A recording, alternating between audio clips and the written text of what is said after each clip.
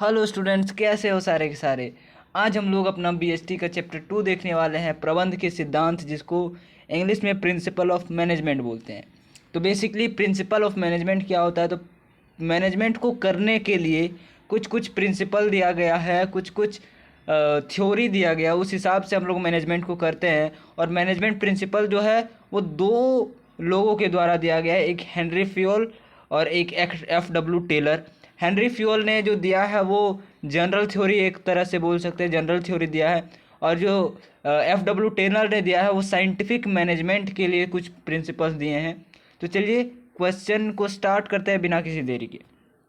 पहला number question है कि हेनरी फ्योल के प्रबंध के सिद्धांत हैं, यानी Henri Fayol principle of management are. तो हेनरी फ्योल ने जो प्रिंसिपल ऑफ मैनेजमेंट दिया है वो 14 प्रिंसिपल दिया है। मैंने आपको पहले भी बताया था, अभी भी बता रहा हूँ, हेनरी फ्योल ने जो 14 प्रिंसिपल ऑफ मैनेजमेंट दिए हैं। हमारा नेक्स्ट क्वेश्चन है प्रबंध के सिद्धांत हैं, यानी प्रबंध के सिद्धांत क्या है? प्रिंसिपल ऑफ मैनेजमेंट आर: ए गतिशील यानी डायनामिक, बी फ्लेक्सिबल यानी लोचशील, सी सार्वभौमिक यानी यूनिवर्सल, और डी इनमें से सभी यानी ऑल ऑफ दीज। तो प्रबंध के सिद्धांत जो है वो गतिशील है यानी डायनामिक, वो कभी भी किसी भी तरह से हो सकता है। लोचशील का मतलब उसको रिजिड नहीं है कि मतलब हाँ प्रिंसिपल में ये लिख दिया गया, जैसे कुछ कुछ प्रिंसिपल होता है कि ये थ्योरी ही चलेगा। प्रिंसिपल ऑफ मैनेजमेंट ऐसा नहीं है। प्रिंसिपल ऑफ मैनेजमेंट को टाइम के अकॉर्डिंगली चेंजेस किया जा सकता है। और एक बात कि वो किसी एक पर्टिकुलर आदमी या पर्टिकुलर ऑर्गेनाइजेशन के द्वारा नहीं चलाया जाता, वो सभी के द्वारा चलाया जाता है। तो ये यूनिवर्सल हुआ, सार्वभौमिक। तो हमारा जो लास्टली आंसर है वो इनमें से सभी यानी ऑल ऑफ दीज हो। ठीक है, चलिए नेक्स्ट हम लोग क्वेश्चन देखते हैं कि परंपरागत प्रबंध में श्रमिकों को मजदूरी दी जाती है।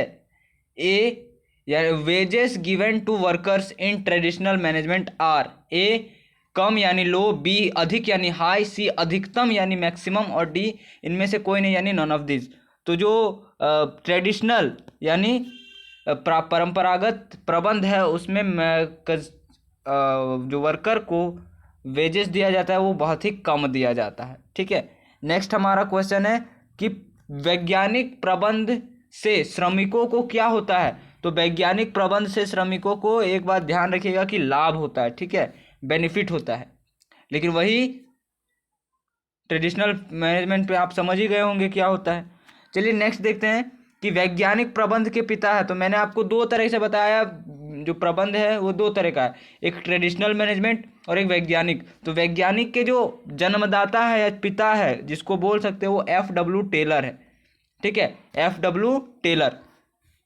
चलिए नेक्स्ट हम लोग क्वेश्चन देखते हैं, क्वेश्चन नंबर 6 प्रशासनिक प्रबंध के प्रस्तुत करता है, यानी तो फाउंडर ऑफ एडमिनिस्ट्रेटर मैनेजमेंट। तो इनके जो फाउंडर हैं वो है हेनरी फ्योल, यानी the profounder of administrative management were Henry Fayol.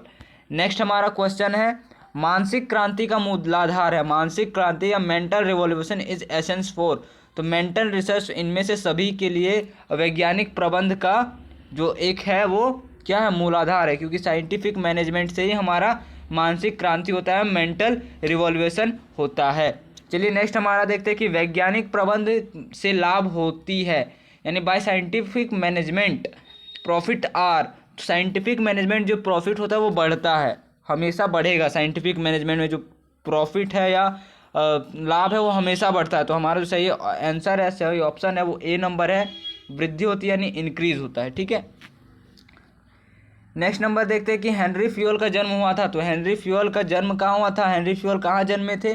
तो फ्रांस में जन्मे थे। ठीक है, वो फ्रांस में जन्मे थे हेनरी फ्योल। हेनरी फ्योल कौन थे? तो हमारे प्रिंसिपल ऑफ मैनेजमेंट दिए थे वो।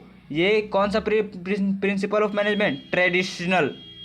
ट्रेडिशनल जिसको हम एडमिनिस्ट्रेशन भी बोल सकते हैं। ठीक है, कितना प्रिंसिपल ऑफ मैनेजमेंट दिए थे? तो 14 प्रिंसिपल ऑफ मैनेजमेंट।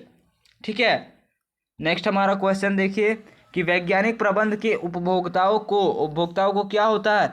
तो वैज्ञानिक प्रबंध में उपभोक्ताओं को जो होता है वो लाभ होता है। ठीक है, प्रॉफिट होता है। नेक्स्ट हमारा क्वेश्चन देखेंगे, लास्ट यही था जो by scientific management consumer are, तो कंज्यूमर को क्या होता है, बेनिफिट होता है, बेनिफिटेड। ठीक है, चलिए आज के लिए इतना ही। बहुत इंपॉर्टेंट क्वेश्चन था जो आपको बता चुके।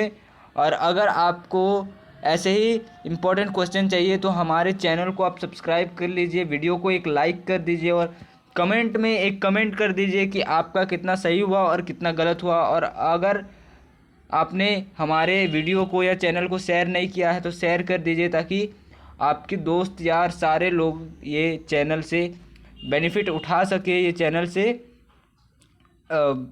सल्यूशन ले सके।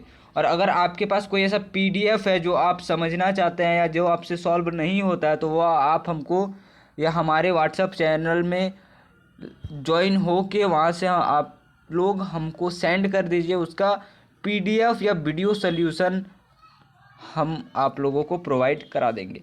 चलिए, थैंक यू।